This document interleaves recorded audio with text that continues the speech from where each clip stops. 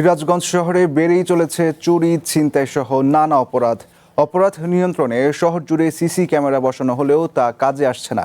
বিকল হয়ে পড়ে আছে সব সিসি ক্যামেরা। এজন্য নিয়মিত তদারকি আর রক্ষণাবেক্ষণের অভাবকেই দায়ী করছেন এলাকাবাসী। জেলা পুলিশ বলছে, অপরাধ নিয়ন্ত্রণ ও সিসি ক্যামেরা পুনঃস্থাপনে কাজ করছেন তারা। নির্মাণে নাম্বার 1 শাহ সিমেন্ট। যমুনা নদীর তীর ঘেঁষা শহর সিরাজগঞ্জ। প্রতিদিনই নানা প্রয়োজনে বিভিন্ন উপজেলা আর গ্রাম থেকে শহরে আসেন শত শত মানুষ। এলাকাবাসী ও বিভিন্ন প্রতিষ্ঠানের নিরাপত্তায় 2021 সালে পুরো শহরকে ক্লোজ সার্কিট ক্যামেরার আওতায় আনে জেলা পুলিশ।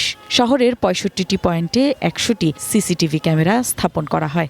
এর মাধ্যমে শহরের সার্বিক চিত্র পর্যবেক্ষণ করা হতো পুলিশ সুপারের কার্যালয়ের মনিটরিং সেল থেকে। তবে মাত্র 3 বছরে বিকল হয়েছে প্রায় সবগুলো ক্যামেরাই, আর সেই সুযোগটাই নিচ্ছে অপরাধ চক্র।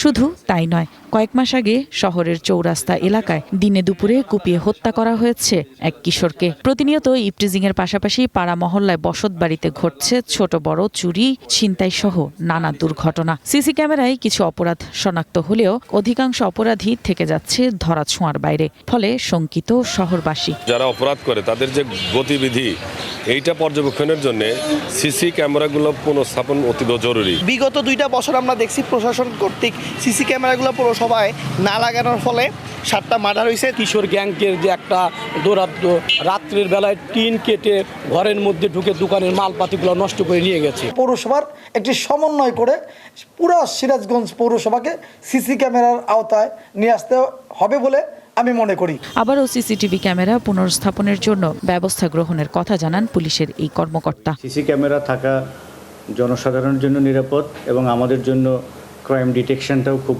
সহজসাধ্য। এই সিসি ক্যামেরাগুলো আগস্ট মাসে আন্দোলনকালীন সময় এগুলো অনেকগুলো ভাঙচুর হয়েছে এবং অনেকগুলো ভালো আছে, কিন্তু যে তার ব্যবস্থাপনা এটি সঠিক নেই। আমরা এই বিষয়ে বেশ কয়েকবার পদক্ষেপ হাতে নিয়ে আমরা দেখেছি এগুলোর বর্তমান অবস্থা কী। অপরাধ নিয়ন্ত্রণে পুলিশি নিরাপত্তা জোরদার করার দাবি এলাকাবাসীর। One national desk.